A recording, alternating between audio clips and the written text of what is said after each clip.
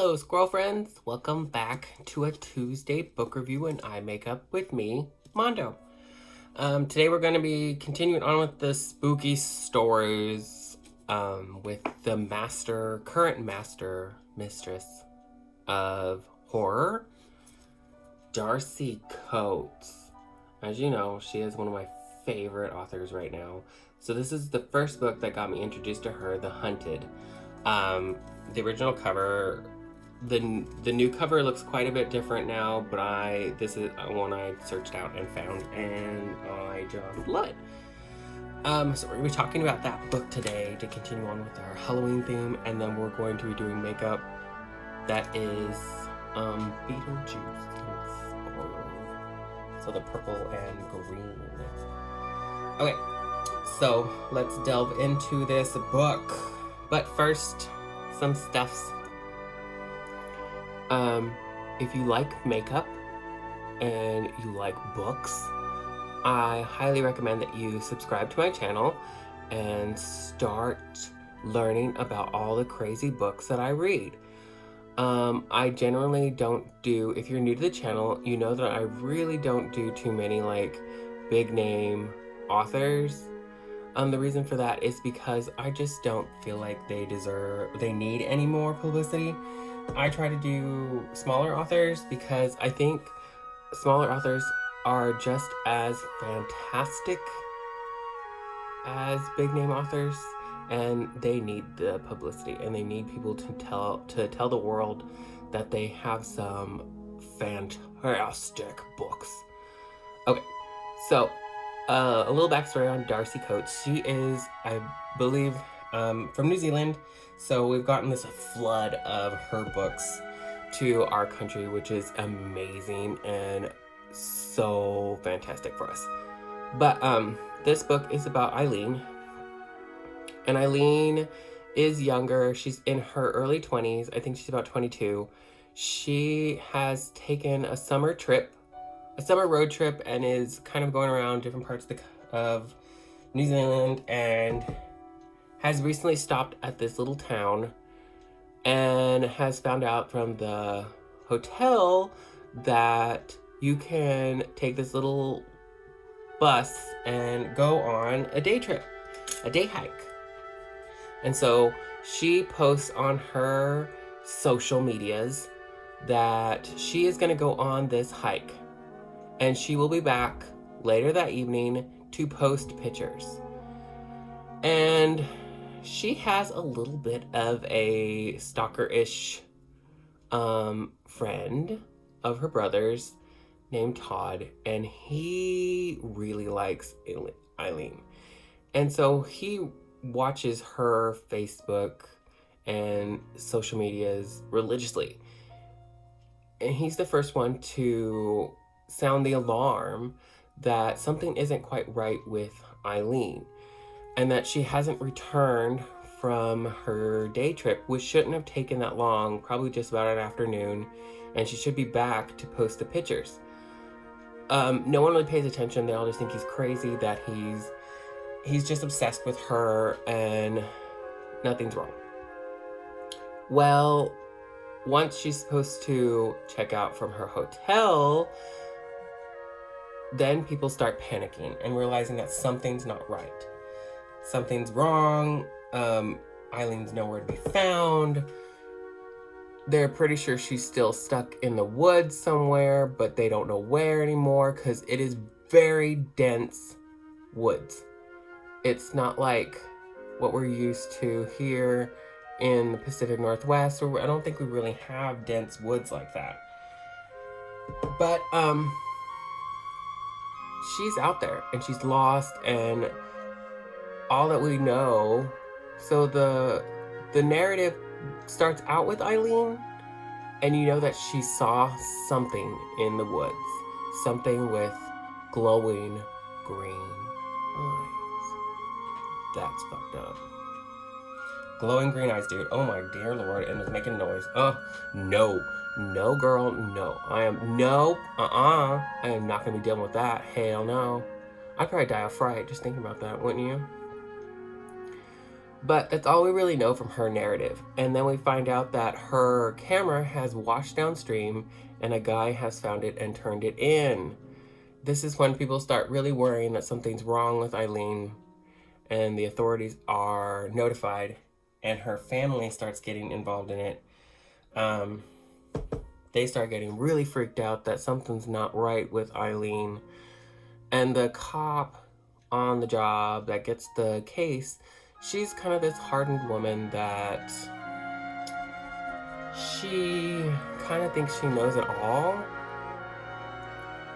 And so she thinks that, oh, it's just some tourist, like all of them, that come through the town, and she will appear. She probably went home with some guy or whatever, and she'll be back. But as she continues on with this case, she realizes that's not the case. That this isn't going to just turn out and resolve itself, and she can't just sit back and let that happen.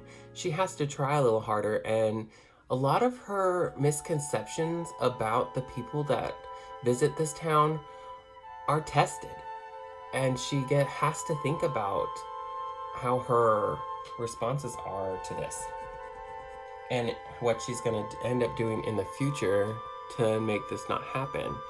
But and then Todd ends up spending the money that he has and takes off. He takes off to go find Eileen. He takes off and he gets out there and he tries to find this girl all by himself, which is so, what the world, dude? Like, why are you doing this? He takes off before everybody. And then once the cops seem like they're not going to be too much help to his family, Chris, Eileen's brother, takes off with four of Eileen and his friends, to go find her. They end up getting in one of their friends' father's vans and taking off to go try to hunt down Eileen and find out where she is and see if they can find her instead of police. Now, what do you really think that's going to happen? How do you think that's going to turn out? Do you think that's going to turn out well? Let's just be honest there. We may think we know better than the authorities, but maybe we don't. So they take off. Poor Todd, he gets himself into some real serious trouble real quick, because he's very much a gamer. He's not an outdoors person. He's not made to be out there doing this stuff, but yet he's trying his best to be this knight in shining armor to come save Eileen. But he more or less just gets himself into some serious trouble. As Eileen continues to be lost, so does Todd and Chris and his friends, but they never find out. They never meet up with each other. Like, they never meet up with Todd, and you don't really know if something's like, did Eileen really see something, or is she just another co-ed that's a little bit nutsy, maybe had too much to drink, or is she just a victim of bad circumstances? Like, did something really bad happen just because that's just how it works? That's just how it is. Like, nothing on her, like, not her fault or her doing, but, you know, that's just how sometimes it happens, the poor thing. But, and then relationships are tested with Chris and his friends go out there. They think they know a lot, and they think they know better than the cops. And it turns out they really don't. And it's very saddening, like, that what's happening to them. I know I always say I love this book because I don't pick books that I don't like. But this book was the best introduction to Darcy Coates I can think of, because it was so well written to the point where, like, I had no idea if it was truly a monster. Was it someone out there doing this stuff to them? Someone out there playing a bad prank, or a murderer or something like that? I didn't know. You don't know until the very end. And then the added element with the cop was fantastic. Oh, that's so cool. So cool. You're just on the edge of your seat the entire time because you just don't know, like, what's gonna happen. You just think to yourself, shit, could I be out there? Could I do this? Could I, like, go out there and be in the woods and be successful getting back out? Probably not. She don't say that because, like, Eileen goes out there to spend an afternoon. She doesn't go out there to, like, she's not prepared at all to be out there in the wilderness for a long period of time. She's out there just for some fun in the afternoon. Like, how do you find water? Like, would I be able to find water? Would I be able to find food, or find the right food and not something that's poisonous? But I just loved this book. You are going to be on the edge of your seat the entire time. The entire time. The ending was so good. So fan-freaking-tastic. So you continue on. The majority of the narrative continues on being with Chris and his 4 friends. Todd sadly gets left quite a bit in the dust. But Todd, you kind of fear the worst with Todd. Like, you feel bad for that. But you're kind of left thinking that something really bad has happened to Todd that has stopped him. Which sucks because you don't necessarily, like, really like Todd. Because you don't really, like, root for him too well. But you kind of do. Even though he's, like, the loner outcast person, like, he isn't really, like, the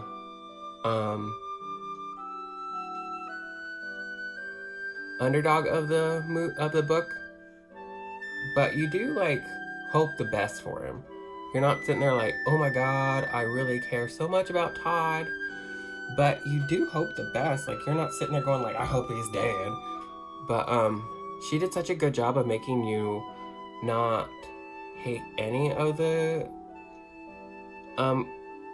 characters, even the cop, even the very jaded cop that you're kind of like, oh, I kind of feel bad for her because she's had, like, a bad relationship. She's just gotten divorced, I think, and you're just like, shit, girl, like, shit. But this book is a fantastic Halloween read this time of year because it could really happen. Like, all this stuff could happen. Granted, there's probably not going to be some green-eyed monster staring at you in the middle of the woods, but, like, you never know. Like, people could do that. Like, that's the spookiest part of this whole, like, thing is, like, you might not have a literal monster, like something from mythology, but there are definitely real human monsters out there that try to kill us all. But yeah, this book was such a great introduction to her, to Darcy Coates and her world of writing. I simply enjoyed it so much. She makes you question your own sanity for a lot of the book. Like, you're like, was it a monster? Is that what they saw? I don't know. There's a lot of, sadly, well, like a lot of horror, wilderness horror, there's a lot of bad Murphy's Law kind of things happen, like, ooh. There are some deaths that were very, like, saddening. I was very sad with some of the deaths because you got to really like and really know Chris's group of friends. You get to know them more than anybody in the books. You don't really get to know Eileen or Todd too much, but you do get to know them, and they are some great, like, none of them are, like, can you imagine? Like, we can only hope for friends that would take off on a moment's notice, spend all that money, and go out in the wilderness to try to save our ass. Like, really? Like, I genuinely hope I pretty much know I have friends like that.